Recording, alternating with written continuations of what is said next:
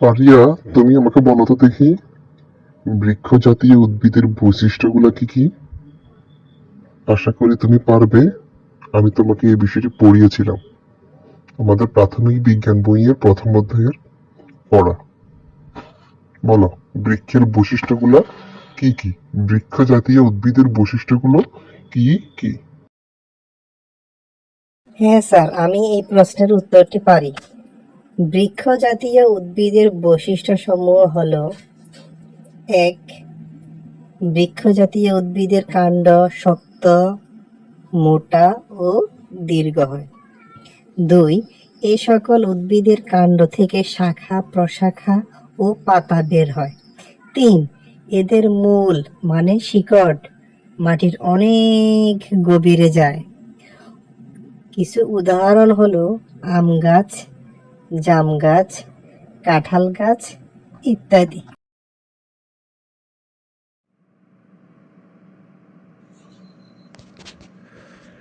অনিক, এখন তুমি বলো, গাছের ফুল ছিঁড়লে কি সমস্যা হবে? গাছের ফুল ছিঁড়লে কি সমস্যা হবে?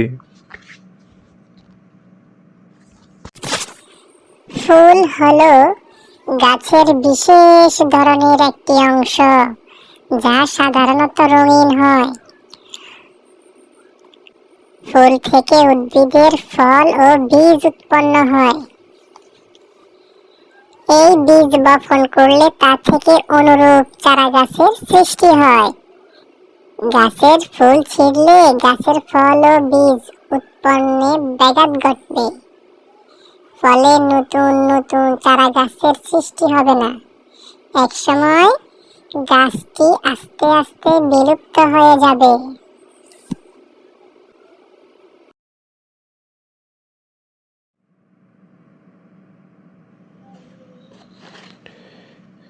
রোহা, এখন তুমি বলবে, কাণ্ডের গঠন অনুযায়ী কত ধরনের উদ্ভিদ পাওয়া যায়?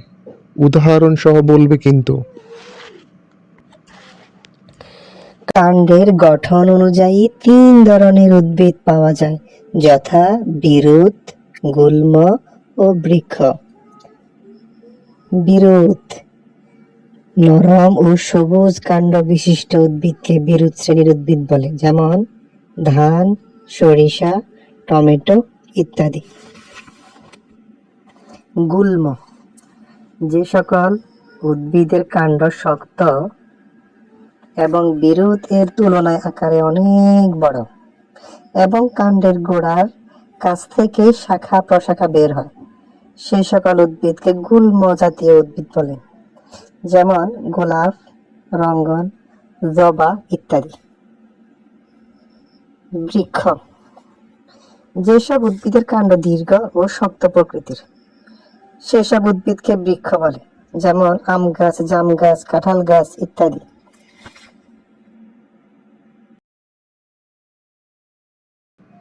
পরের প্রশ্ন, ফারিয়া, তুমি আমাকে বলো, একটি গাছ এঁকে তার বিভিন্ন অংশ চিহ্নিত করো।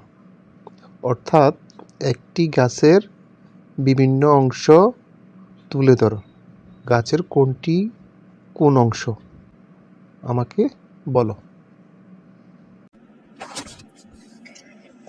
স্যার, একটি গাছের মধ্যে বিভিন্ন ধরনের অংশ থাকে। প্রধান প্রধান অংশগুলোর মধ্যে রয়েছে পাতা। পাতা আমরা সবাই চিনি, পাতা গাছের খাদ্য তৈরি করে। তারপর কাণ্ড, কাণ্ড থাকে। এরপর থাকে মূল।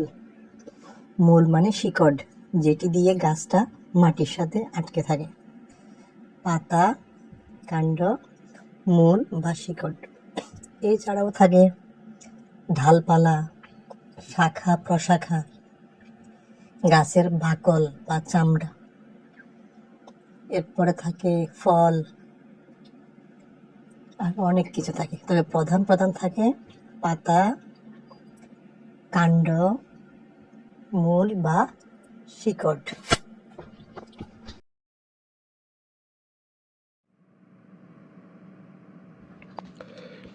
সাজিদ, এবার তুমি বলবে, উদ্ভিদের উপর সকল প্রাণী নির্ভরশীল। প্রশ্নটি ব্যাখ্যা করো। উদ্ভিদের উপর সকল প্রাণী নির্ভরশীল, বিষয়টি ব্যাখ্যা করো। খাদ্যের জন্য প্রাণী প্রত্যক্ষ বা পরোক্ষভাবে উদ্ভিদের উপর নির্ভরশীল। শুধু খাদ্যই নয়, বেঁচে থাকার জন্য আমাদের যে অক্সিজেন প্রয়োজন তাও উদ্ভিদ থেকেই আসে। শুধু মানুষই নয়, অন্যান্য সকল প্রাণীও খাদ্য, বাসস্থান ও অন্যান্য প্রয়োজনে বিভিন্নভাবে উদ্ভিদের উপর নির্ভরশীল। তাই বলা যায় উদ্ভিদের উপর সকল প্রাণী নির্ভরশীল। আমরা জানি উদ্ভিদ মানে হচ্ছে গাছপালা, আর প্রাণী মানে হচ্ছে যাদের প্রাণ আছে, মানুষ, পশু পাখি। আমরা সবাই উদ্ভিদের উপর নির্ভরশীল। কেমন? উদ্ভিদ হলো গাছপালা, আর প্রাণী হলো যাদের প্রাণ আছে, পশু পাখি, মানুষ। তাহলে উদ্ভিদের উপর আমরা সবাই নির্ভরশীল। কিভাবে নির্ভরশীল? কি জন্য নির্ভরশীল? উদ্ভিদ থেকে আমাদের খাদ্য আসে। কিভাবে খাদ্য আসে? গাছ আমাদের ফল দেয়, অক্সিজেন দেয়, তাই না? তারপরে গাছের কাঠ কেটে আমরা রান্না বান্না করি, জ্বালানি ব্যবহার করি। আর কি কি আছে? আর দেখা যায় গাছ কেটে আমরা ঘরে বিভিন্ন ফার্নিচার তৈরি করি না? হ্যাঁ। আবার পশু পাখিরা গাছের মধ্যে বাসা তৈরি করে থাকে। এজন্য উদ্ভিদের উপর সকল প্রাণী নির্ভরশীল। আমি উত্তরটা আবার বলছি, খাদ্যের জন্য প্রাণী প্রত্যক্ষ বা পরোক্ষভাবে উদ্ভিদের উপর নির্ভরশীল। শুধু খাদ্যই নয়, বেঁচে থাকার জন্য আমাদের যে অক্সিজেন প্রয়োজন তাও উদ্ভিদ থেকেই আসে। শুধু মানুষই নয়, অন্যান্য সকল প্রাণী, পশু পাখি খাদ্য, বাসস্থান এবং অন্যান্য প্রয়োজনে বিভিন্নভাবে উদ্ভিদের উপর নির্ভরশীল। তাই বলা যায় উদ্ভিদের উপর সকল প্রাণী নির্ভরশীল।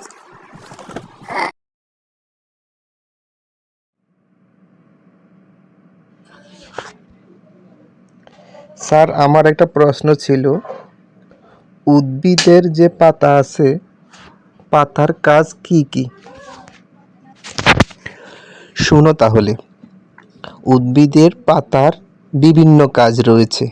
যেমন 1. পাতা উদ্ভিদের জন্য খাবার তৈরি করে, খাদ্য তৈরি করে। 2.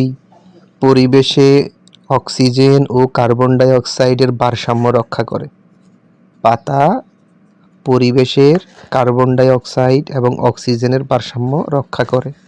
আমরা প্রাণীরা কার্বন ডাই অক্সাইড ত্যাগ করি, উদ্ভিদ সে কার্বন ডাই অক্সাইড গ্রহণ করে। আবার উদ্ভিদ অক্সিজেন ত্যাগ করে, আমরা সেই অক্সিজেন গ্রহণ করি। এভাবে ভারসাম্য রক্ষা করে। 3. পাতা উদ্ভিদের বাষ্প মোচনে সাহায্য করে। 4. পাতা খাদ্য এবং জলের আধার হিসেবেও কাজ করতে পারে। আশা করি বুঝতে পেরেছ।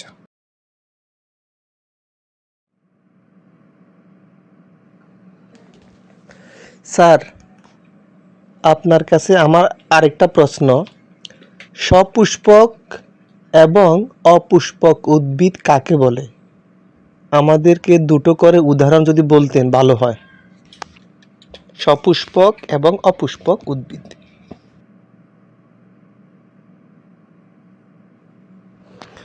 আচ্ছা, শুনো তাহলে।